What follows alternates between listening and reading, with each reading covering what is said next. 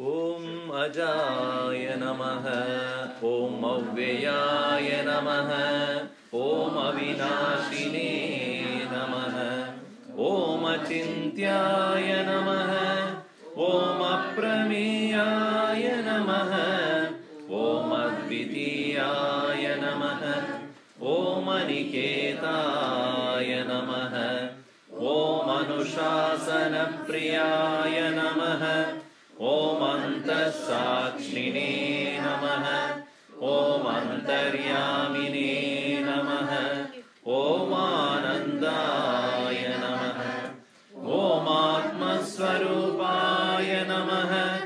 ॐ आङ्ग्लभाषाविदुत्तमाय नमः।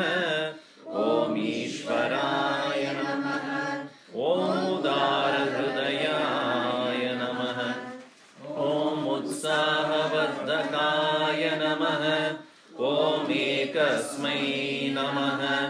ॐ ओङ्कारविदे नमः। ॐ करुणासागराय नमः। ॐ कर्मपरायणाय नमः। ॐ कालातीताय नमः। ॐ कैवल्यस्वरूपाय नमः। ॐ कृतात्मने नमः। ॐ कृतकृत्याय नमः। ॐ गीताज्ञानयज्ञप्रचारकाय नमः। ॐ गुरवे नमः। ॐ गुणातीताय नमः। ॐ ग्रन्थकृते नमः। ॐ चिन्मयाय नमः। ॐ छिन्नसंशयाय नमः। ॐ जगदात्मने नमः। ॐ जगत्साक्षिणे नमः। ॐ जनप्रियाय नमः। ॐ जितेन्द्रियाय नमः। ॐ जीवब्रह्मैक्यविदे नमः। ॐ जीवन्मुक्ताय नमः। ॐ जीर्णमन्दिरोद्धारकाय नमः। ॐ तपोवनशिष्याय नमः। ॐ तपस्विने नमः। ॐ तापनाशनाय नमः। ॐ तीर्थस्वरूपाय नमः। ॐ तेजस्विने नमः। ॐ देहातीताय नमः। ॐ द्वन्द्वातीताय नमः। ॐ दृढनिश्चयाय नमः। ॐ धर्मसंस्थापकाय नमः। ॐ धीमते नमः। ॐ धीराय नमः। ॐ धैर्यप्रदाय नमः। ॐ नारायणाय नमः। ॐ निजानन्दाय नमः। ॐ निरपेक्षाय नमः। ॐ निःस्पृहाय नमः। ॐ निरुपमाय नमः। ॐ निर्विकल्पाय नमः। ॐ नित्याय नमः। ॐ निरञ्जनाय नमः। ॐ परमाय नमः। ॐ परब्रह्मणे नमः। ॐ पावनाय नमः। ॐ पावकाय नमः। ॐ पुरुषोत्तमाय नमः। ॐ प्रसन्नात्मने नमः। ॐ फलासक्तिरहिताय नमः। ॐ बहुभक्ताय नमः। ॐ बन्धमोचकाय नमः। ॐ ब्रह्मनिष्ठाय नमः। ॐ ब्रह्मपराय नमः। ॐ भयनाशनाय नमः। ॐ भारतगौरवाय नमः। ॐ भूम्ने नमः। ॐ महावाक्योपदेशकाय नमः। ॐ महर्षये नमः। ॐ मधुरस्वभावाय नमः। ॐ मनोहराय नमः। ॐ नेहात्मने नमः। ॐ मेधाविने नमः। ॐ यदात्मने नमः। ॐ यज्ञकृते नमः। ॐ लोकप्रियाय Prasiddhaya Namah. Om Vakmine Namah. Om Vibhave Namah. Om Vinodapriyaya Namah. Om Vinayashilaya Namah. Om Vitaragaya Namah. Om Shantavadyaya Namah. Om Shantaya Namah. Om Shanti Pradaya Namah. Om Shastrodharakaya Namah. Om Shuddha Sattvaya Namah. Om Shruti Paradaya Namah. Om Shrotriyaya Namah. Om Sannyasine Namah. Om Samabuddhaye Namah. Om Satchidanandaya Namah. Om Sarvahita Chintakaya Namah. Om Satya Sankalpaya Namah. Om Santushtaya Namah. Om Sadhave Namah. Om Sumanase Namah. Om Suhrude Namah. Om Swayam Jyotishe Namah. Om Sthita Prajnaya Namah. Om Kshama-shilaya Namah. Om Jnana-murtaye Namah. Om Jnana-yogine Namah. Om Jnana-triptaya Namah. Om Nitya-shuddha-buddha-mukta-swarupaya Namah. Om Nitya-shuddha-buddha-mukta-swarupaya Namah. Om Nitya-shuddha-buddha-mukta-swarupaya Namah. Om Sri Chinmaya Sadgurave Namah. Om Sri Chinmaya Sadgurave Namah.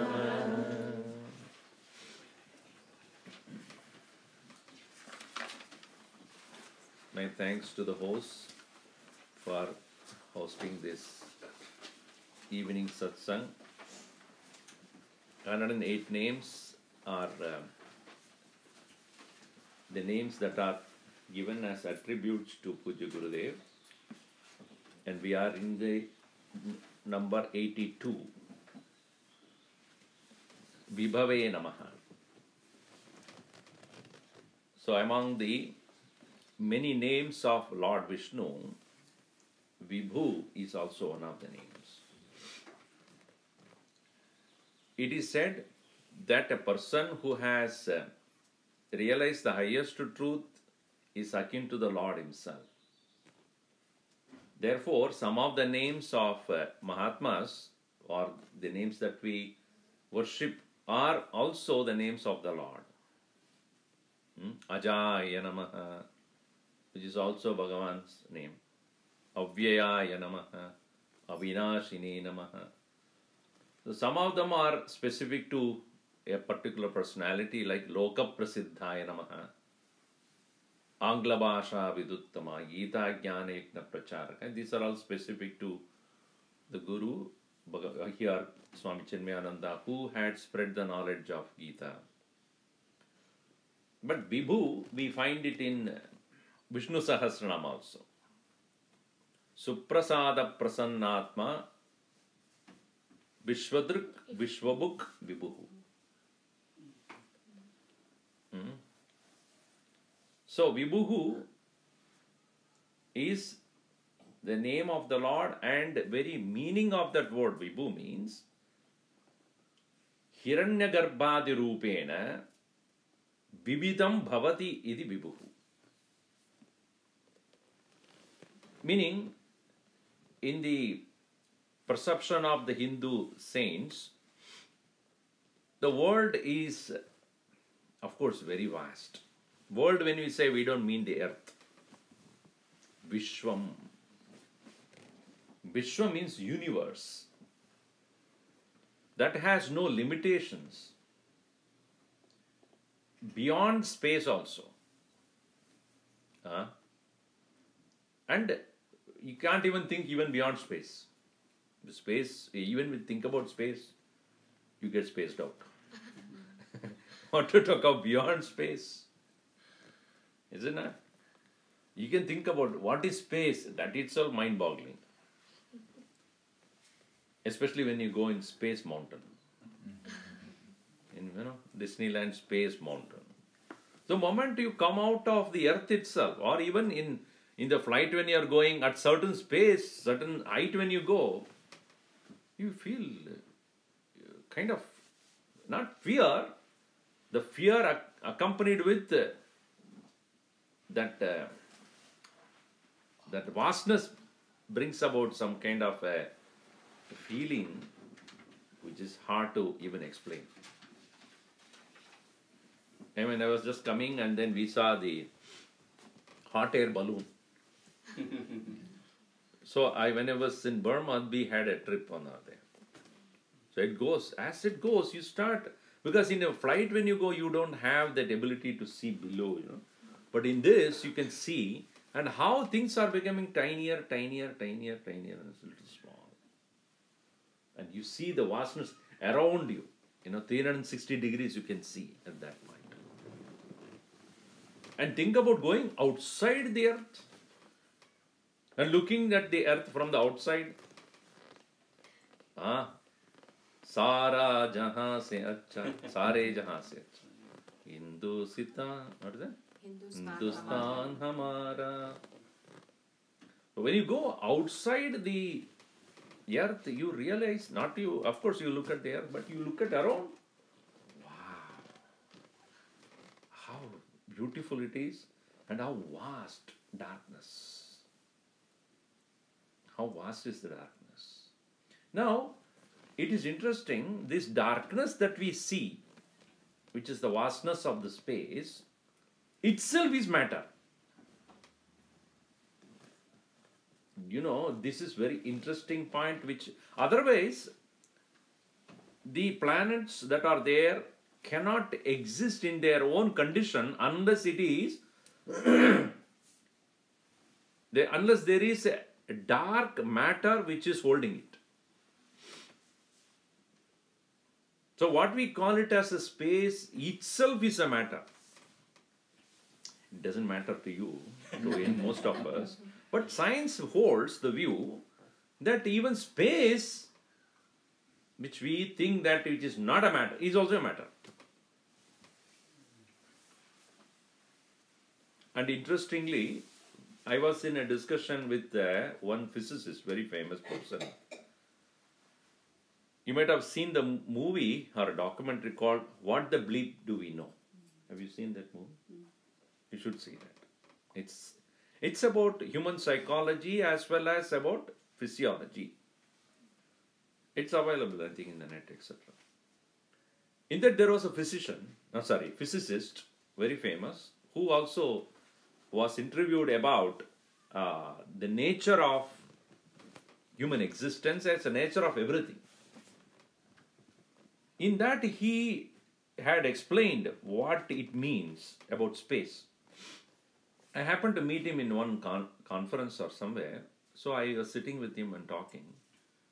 He said, Swamiji, do you know the vastness of the space which you call it as immeasurable itself is a matter, it's called dark matter. And it was of course an American Westerner who had studied it very deeply. He also studied Indian philosophy, or all philosophies. And that's where we met. So he said, and I will have to tell you, Swamiji, one thing. What you call it as Kali is that. Dark matter. He says that you don't realize how the Hindus have thought about that. When you say Prakriti or creation cannot happen without the material. And the ultimate material is this dark matter in which everything stays. What you call it as a Prakriti is nothing but the dark matter expressed in Hindu philosophy, Hindu religion as the dark Kali. Kali, the very word means dark, not Kali. You Kali to hai. Nothing is there. But it is of the dark nature. Dark does not mean color dark. impenetrable dark. See, if you walk into the house when there is no light, it is dark. But it's not dark color. You see, it is where it is, eyes cannot comprehend anything in that. It's impenetrable, imperceptible, immeasurable. That is what is darkness. It is not physical color called dark. Yadevi Sarva Bhuteshu. When we are worshipping Devi, what we mean is the ultimate matter. Yesterday also the Devi, Lalita Sahasranama was going on. People are talking, I have no idea about what is going on. I understand, most of them do not know. But when you concentrate on what they were uttering, you will realize they were referring to immeasurable dark matter. And the Hindu religious texts, you will find so much of scientific information. Enormous scientific information you will find. If only we pay attention, they explain in Lalita Sahasranamam or Lalita Stotram, what's called? Lalita Ashtakam. Sahasranam also. Lot of information on what this dark matter means. There is a combination of both science and religion in that.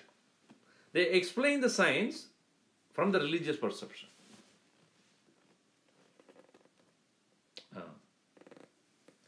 So, the thinkers of the past not only were philosophers, but they were scientists also. In fact, ultimately scientist has to be a philosopher. Because they reach the same point. For that matter, Einstein was a great philosopher, so to say.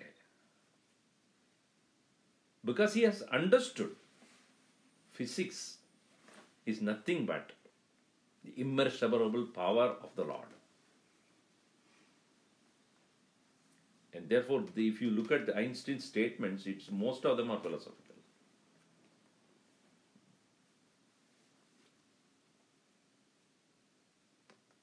One place he says, what you can count actually doesn't count.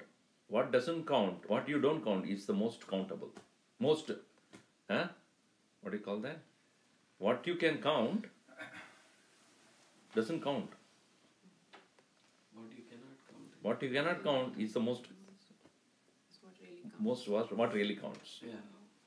So what we value is not really a value. And really it's not valuable. What is really valuable, unfortunately you don't value. What to do? Now if you say love, how will you value love? Mother gives to the child, a devotee gives to the Lord. How do you value it? Is it possible to pay in terms of money or any other way? We try to value what is invaluable because we don't know the value of that invaluable things. Anyway, coming to our point here, so the Suprasada Prasannatma Vishwadruk Vishwabhuk Vibhu. Bhagavan Vishnu is Suprasad. Prasannatma is the most pleasant and giver of grace. Vishwadruk, one who is the seer of the entire world. Vishwabhuk, one who enjoys the world through you, through all of us. And therefore is Vibhu. So Vibhu means, as I said, Hiranyagattvadi Rupena Sarvavyapakatvat Vibhu. He, the one who starting from Brahma onwards, the creator onwards, he is able to be in the presence of all beings. Through all beings he is enjoying the world. See, if I am seeing the flower here, and you are seeing the same flower, she is seeing the same flower, every one of us are seeing the same flower, and every one of us is seeing the flower. From which angle I am seeing is not the angle which you see. I cannot see from, one can see from only one angle. And what she is going to see is in a different angle. And what he is going to see is a different angle. If all of us have to take our different angles, still it is limited only. He takes a photograph of that. I take the photograph of that. Every one of us take from somebody from the top also taking a photograph. How many ever angles through which you take a photograph, still there are many more. Is it not? So actually what it is seen by, if you say, all living beings, when they see Vishwadruk, Vishwabhug, Vibhu. So Bhagavan is one who is capable of seeing the world from all eyes. And then beyond also. Just like if I am making a painting, if I do a painting, whether it's good or not doesn't matter. It is my painting. Who is the first lover of that painting? Me only. If I create something, I will be the first one who admires it. Is it not? And extrapolating the same thing, what would be the perception of the Lord with respect to His creation? Most loving. Cannot be otherwise. My creation, who will be the one who will be loving it the most? Me, myself. So, it is not a static creation. It's a dynamic one. And who is the lover of this dynamic creation? Vibhu, the Lord only. And that is the reason why He comes down every time to protect it. Arey bhai, kya karte hain aap? My creation, why are you disturbing it? So avatar ki, what is the purpose of avatar? Making sure that what is the purpose for which I created, please don't disturb it. The whole creation is I would say, as a correction facility. Whatever mistakes we have done, we are given a chance to correct this in every birth. And any avenue or any field that can enable the jivas to correct themselves, Bhagavan will allow it. And in the process, if you don't correct, He'll punish it. In the correction facility, you're supposed to make sure that you don't commit the same mistake. Yeah. If you make the mistake, what will you do? Hey, I sent you to correct it, not commit it.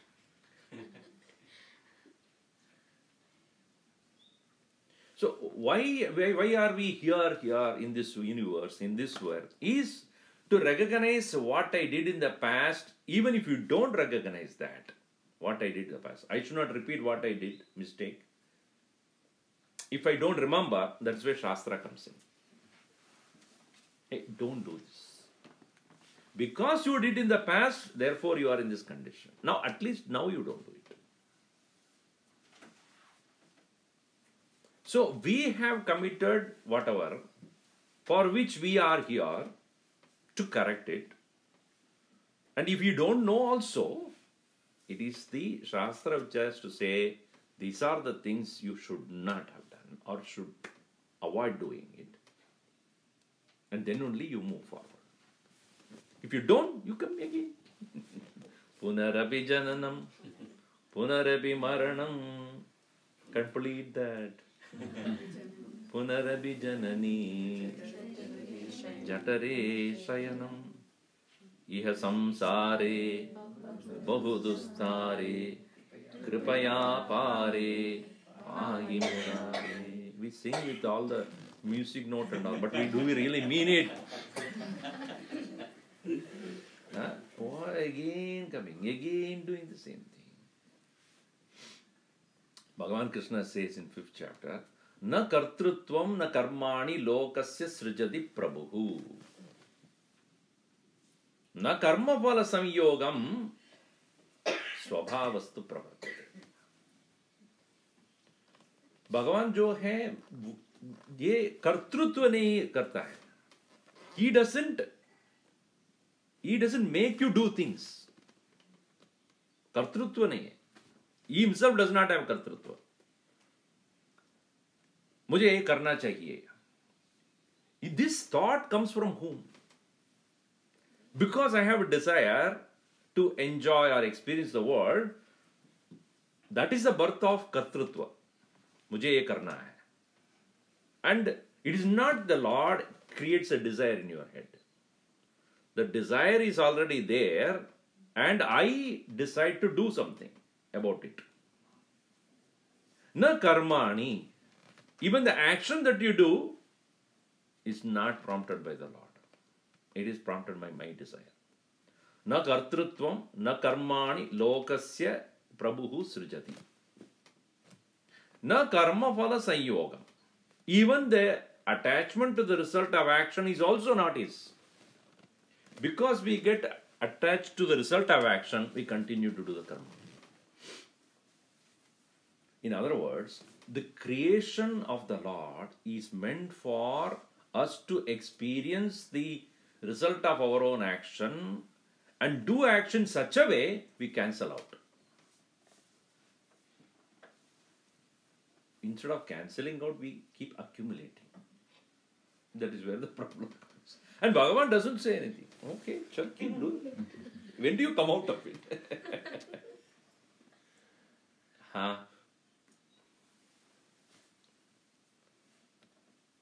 Na adatye kasyachit papam, na chaiva sukrutam vibhu. That's why the word vibhu is used by Bhagavan.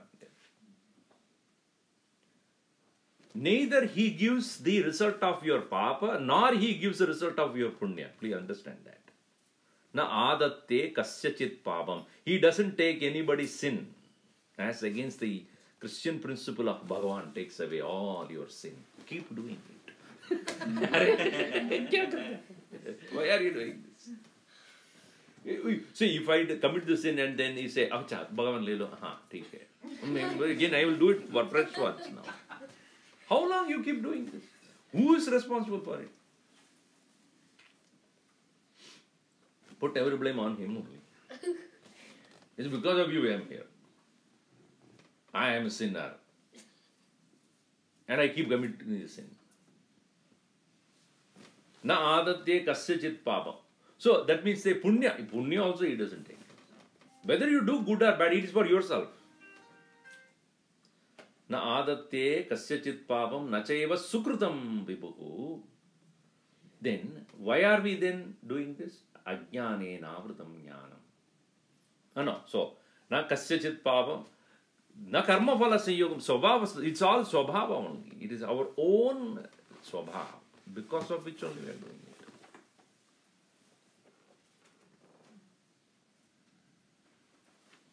So, Vibhuhu means the one who is the all-pervading presence, in whose presence alone all the jivas are functioning.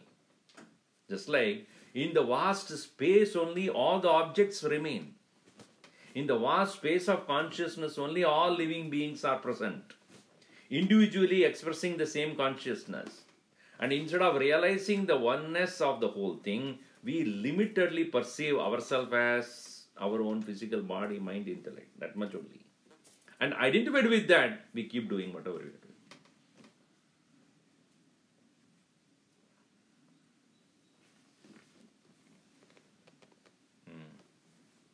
Because of what? Ajnanena vratam jnana. Because of the ignorance, we are overpowered by that, and then our wisdom is covered. Tena muhyanti chandavaha. Because of that, these individual living beings are deluded. Once we come out of that, tesham adityavajnanam prakashayadi bharat.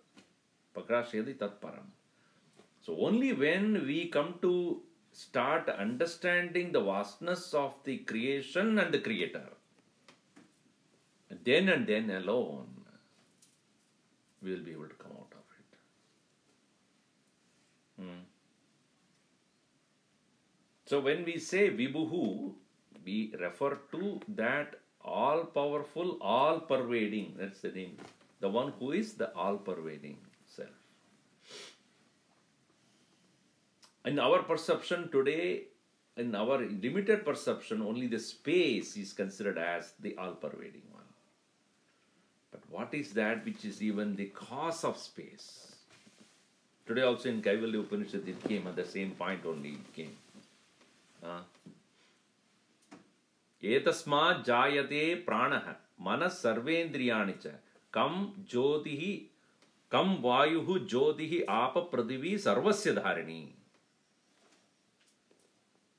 That is, etasmat atmanaha jayate is born, pranaha mana indriyani cha, mind, prana, this life force, all the sense organs, then come the space, vayuhu the air, jyotihi fire, apaha water, prithvi the earth, vishwasya dharini.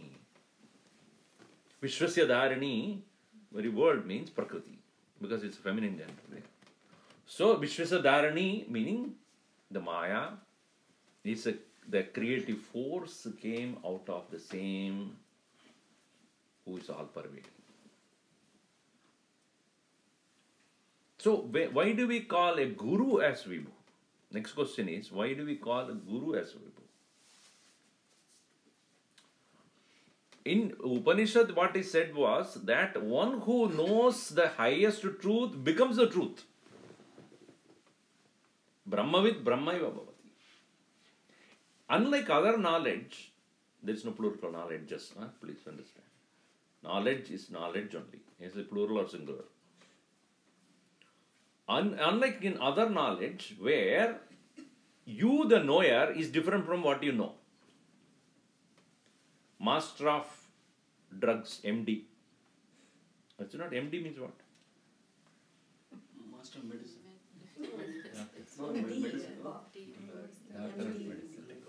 MD means what? Doctor of medicine. Medicine of doctors. So, when I become a master of medicine, so whatever you call, do I become the medicine? But dangerous, you know. I am master of law. I am the law. It cannot be. You may be a master. You may be a permanent head damage on that also by PhD. But still, you are different from the knowledge that you have. You are not the knowledge. You have the knowledge. But in this self-knowledge is that one who has the knowledge becomes that knowledge. Because the knowledge makes him disappear. It doesn't allow him to stay as an individual. Brahmavit Brahmaiva bhavati. One who knows Brahman does not remain as a human anymore. He may be appearing as human to others' eyes, but as far as he is concerned, he is gone. He is no more there, empty. The individual ego is no more there.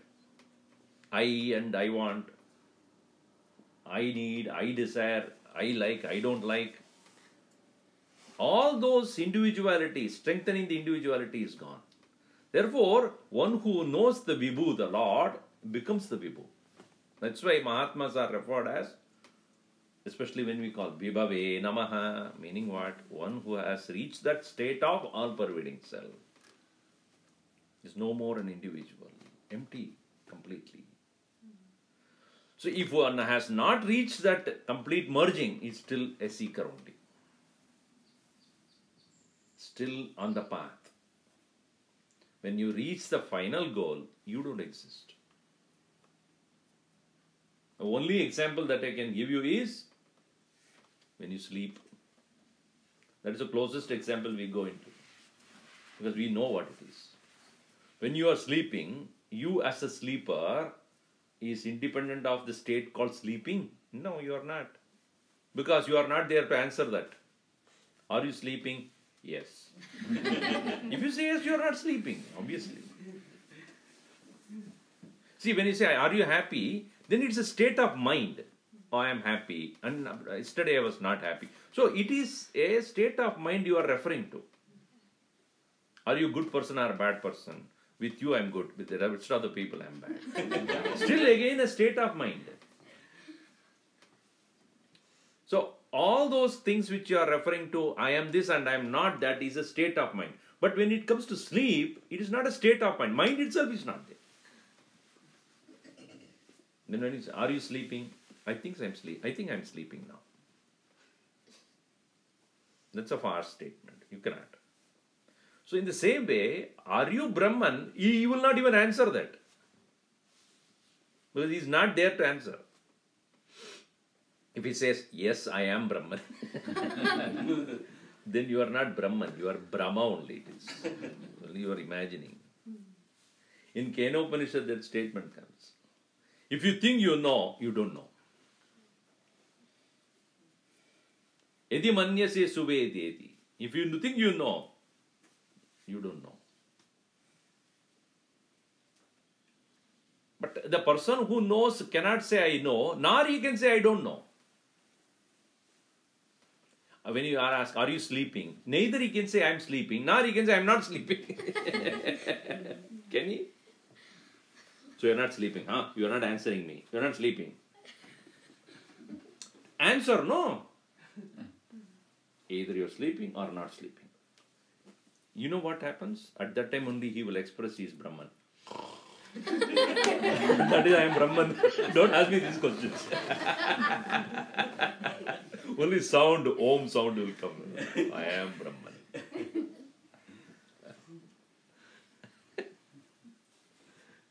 You can try. Either your husband or wife or something. Are you? Yeah, sound will come.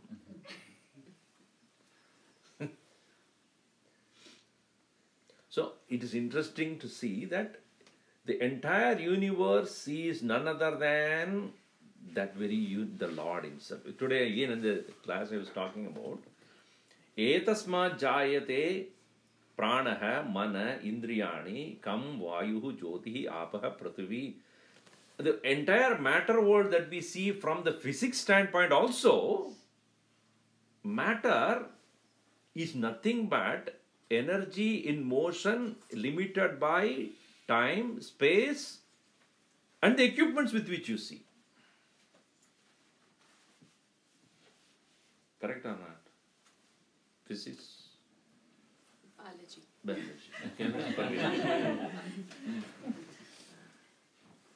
Physics says that this world of matter, what you see, is nothing but this energy in motion, and the motion takes place, the movement takes place in the limited parameters of time and space.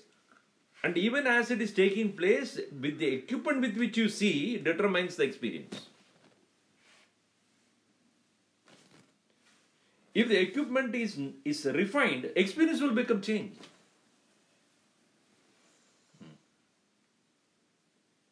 Yes. Yeah. If the equipments change, the experience will change. So what is actually there? Who decides? Or what decides? This is internal factor is the equipment. External factor is the time and space. Then, see, this is the reason why when Bhagavan Krishna had opened up himself as a Vishwarupa, and he gave him special eyes, isn't it? Jnana Chakshu. Specialization. He gave him a special eye only to him and Vyasa and Sanjaya. Only 3 people got it. Vyasa because he wrote about it, Sanjaya because he reported it, Arjuna who really saw it. Only 3 people got it. But as even he gave them the Jnana Chakshu, to see what? To see what cannot be seen by regular eyes. So from regular eyes to special eyes. When he saw, Gurudev writes in the commentary beautifully there, where time and space have collapsed. Let us take time as a factor which conditions us to think that past, present and future. Correct? That's how the time works. Time actually is not a static thing that is sitting somewhere. It's not. It's not even an external reality. It's a reality created by us with respect to past, present and future, yesterday, today, tomorrow. So when you remove that factor of time, yesterday itself is today, itself is tomorrow. Past, dead itself is alive, tomorrow this is unborn. All of them you see at the same time. Your past, your present and future seeing at the same time. Imagine that point. And as well, it's not only one, space. In and out has no meaning. Near and far has no meaning. Big and small has no meaning. He was, even to think about it, somebody thought about it. Imagine that itself is something very astonishing. And Vyasa thought about it. When time and space collapses, what is the perception? That is where the Vishwarupa of the Lord will be seen. You should read the 11th chapter to understand that. And that is the Jiva's 11th chapter. Chapter 11. Done. You know what the chapter 11 means? Bankruptcy. The Jiva will become bankrupt and I cannot do anything about it anymore. Bankrupt. And he couldn't tolerate. He said, please remove this eyes out. I can't see it anymore. He gets so afraid. He saw his own death. He saw his birth, his presence and his own death. He could see it. You get scared. Not only your death, everybody's death. The whole creation comes to an end. Meaning the end of creation and the birth of creation, the end of creation, the birth of creation.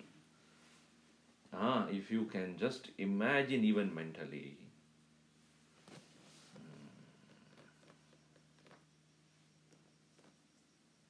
So everything that is there in the world as a physical matter is also etasma jayate.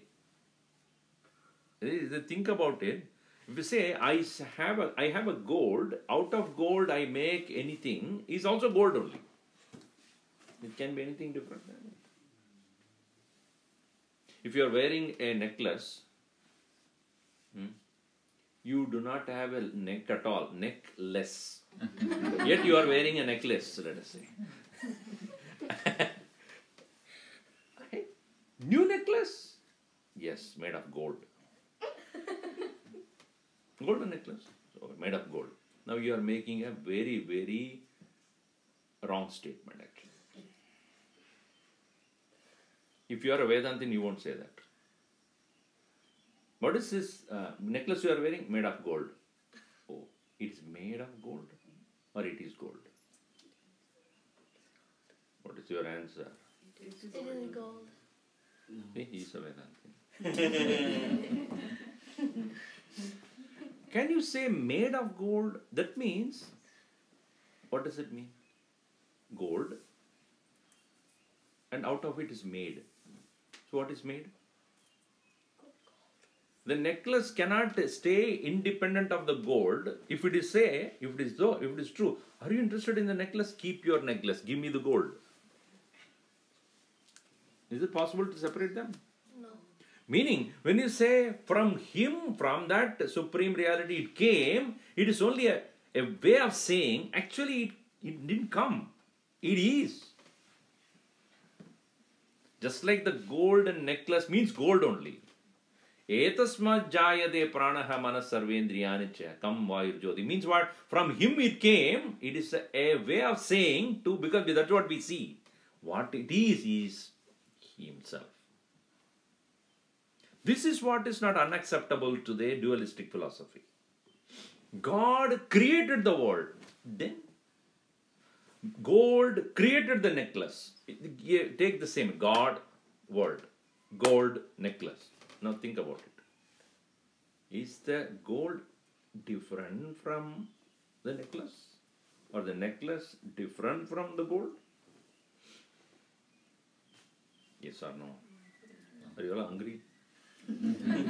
Is the necklace different from the gold? No. Gold itself is necklace. Similarly, God, creation. What is it then? God was there. And he went on creating the world. So that's what I was telling. If you tell this kind of a thing to your child, God created the world, and then you'll ask, and then? And then what? Where is he? After creating, what happened to him? Jobless? He finished his job, and what is he doing now? Our next question is, who created God? Don't ask such questions. You don't have an answer. That's all it is. Blasphemy. If God created the world, next question is, who created God? God ka papa. Godfather.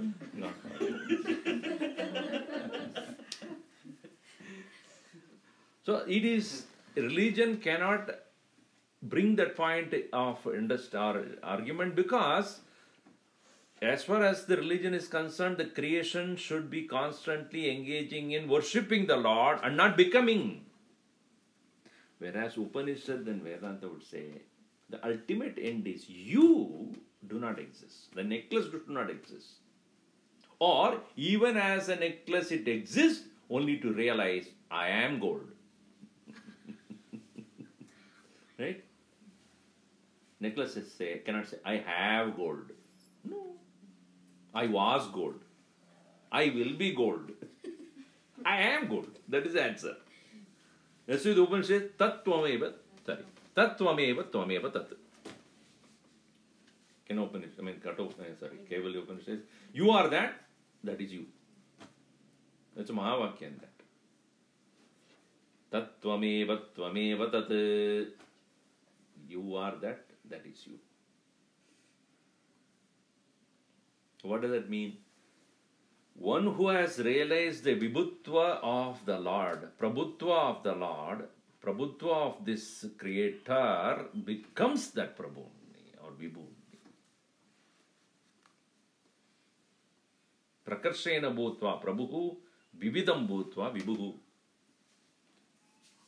Variety. He appears as variety, but actually he alone is. So the one who knows is. One who knows becomes is. That's why I say Brahmavid Brahmayava. The gold necklace come to realize, I am gold. Is there anything wrong? And even if it doesn't realize I am gold, it is gold only. Similarly, even if I do not acknowledge that reality that I am that Brahman, you like it or not, whether you want it or not, whether you know it or not. What teacher reveals is what you are not thinking about. You don't know, you are not thinking about it, not that I created it, not that I have invented it, I am only reminding you. That's what the Upanishad says. I am just reminding you. It's not you became one or you will become one. You are that one. You are. Tattvam asi. I see. When you say I see, I see. Now you see. So to the teacher in English you have to answer. Tattvamasi, I see.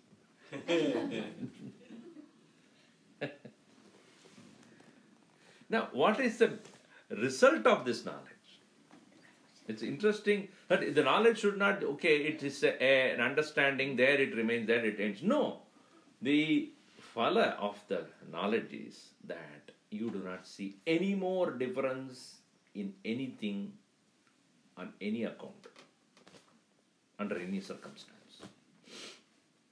Names and forms and qualities and functions and characteristics of things will be different, but the essential nature of all things is only one.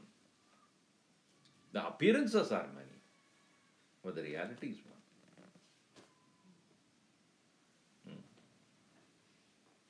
Today somebody was there and he was asking me this question after my morning, afternoon class. Swamiji, I want to have Bhagavan as my company. Will he teach me? So I said, if Bhagavan is having you as a company, what else he can do? He's a jolly ride or what? Obviously he doesn't want a stupid friend. Right? Keeping him, if you are a friend, you share that knowledge, share that experience.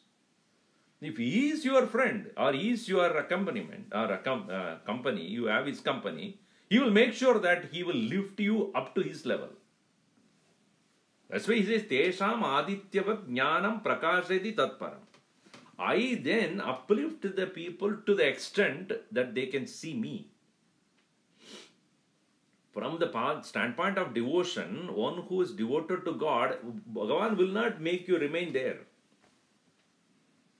Teshamaham samuddarta mrityu samsara sagarat bhavami nachirat partha maya veshita chetasam. Maya veshita chetasam tesham. Those who have given their mind to me, I shall be the one who deliver them to the level with giving them the right knowledge. I will uplift them to the highest level.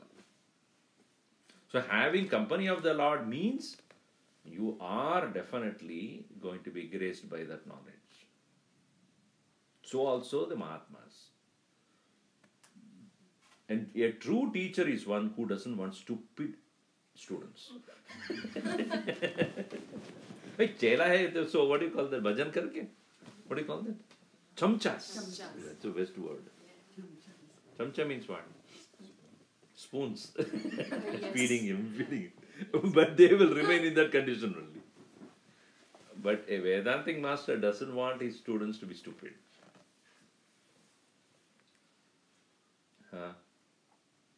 They have to be uplifted to such an extent they compete with the Guru. Not real competition. What does it mean? That they just challenge themselves to understand. Thereby that student is uplifted to such an extent, even a word uttered, even before the Guru utters the word, he knows what he's going to say. Tuned the mind so much. That's why, Bhagavan Shiva, when he remains in that state of a Guru, Mauna Vyakya Prakatita Para Brahma Tattvam Yuvanam Vashishtante Vasatridchiganaihi Avridam Brahmanishtahi Acharyendam Karakalida Chinmudram Anandarupam Swatmaramam Uditapadanam Dakshinamurti Vide. I worship the Dakshinamurti who, by merely being silent, is taught. Not uttering a word. Why? The students who are sitting there, they are so tuned to him, they know what he is up to, what he is going to say, even is thinking about it. It's like if you see a musician, let us say Carnatic or whatever, or Hindustani, they know what he is going to sing. They are all prepared. So when he would say the first song is over and Ganapati or whatever, you only just make a gesture. Everybody is ready. Why? They know what is going to come. Or even if he makes, they know. Oh, okay. Tune it.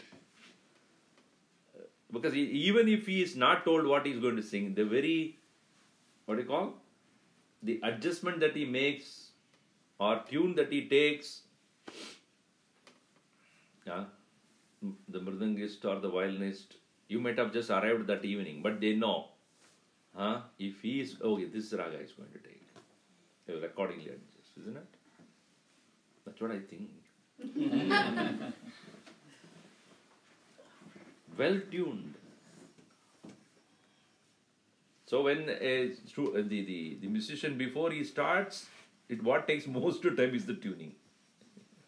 They arrive maybe an hour before, and then what they do? They make sure that all the people who are there around, whatever instrument that they are going to play, are tuned to him. Right? Attuned to him. Then only you have symphony. Otherwise you will have what? Cacophony. Like a crow crying. What music?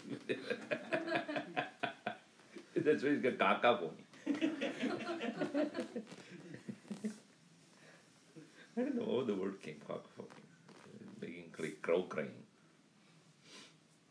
Anyway, so therefore, the one who has that completely tuned to that highest self is in tune with the entire creation. Everything resonates to him. The, even the birds that are chirping are alive. Same Brahman. Gurudev used to say the chirping of the bird and the roar of the lion, the cry of the innocent and the shout of a soldier, everything is tuned to the same Brahman. Such an individual, thus, one who knows the all-pervading self, becomes that all-pervading self. So that is why we propitiate the Guru as Vibhuhu. Sarvavyapakatvat Vibhuhu, all-pervading. All-pervading means he is not only is everywhere, in whom alone is everything.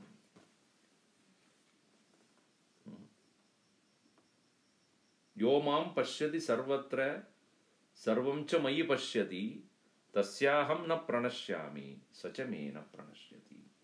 He who is able to see me in everything and he is able to see everything in me, such a person never leaves from my attention, and for him I do not become absent. He never becomes absent to me, nor I become ever absent to him. And he and only who can remember anybody else more than oneself? One's own self is the one whom you remember everywhere. Anywhere you go, I am. Can you forget that? So that I am is Bhagavan. How can he be? How can I be different from him or far away from him? So one who realizes as the Lord as oneself, which is present all the time, sarvada, sarvakaleshu, sarvatra, sarvasmin, at all times, at all places, in all beings. Such a one is referred as Vibhuhu. So we had the great joy of Gurudev, who completely tuned to the higher self when he would speak. And you can clearly see that. He doesn't speak as an individual. When he speaks, he just takes off to a point of total abidance, completely merged in that very knowledge itself. And so when there's such Mahatmas, when they utter, it is coming from the highest source.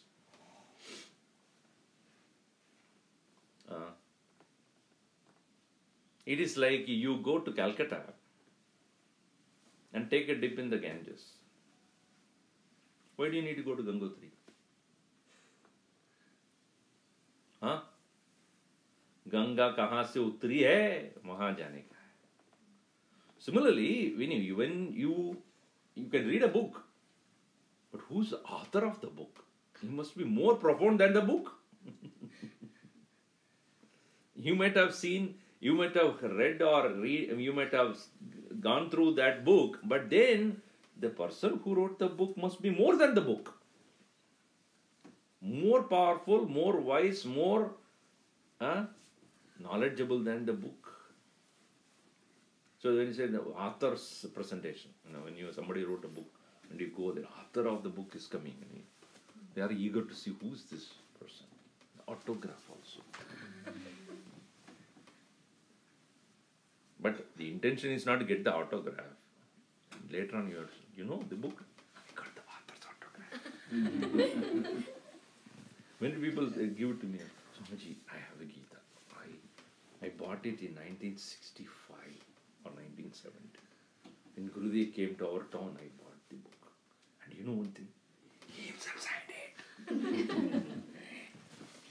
it. Once Gurudev was asked by somebody, Swamiji, he signed it for that person and he wrote his name and put the date on it. Swamiji, write something. The whole thing was written. Why do you want me to write it further?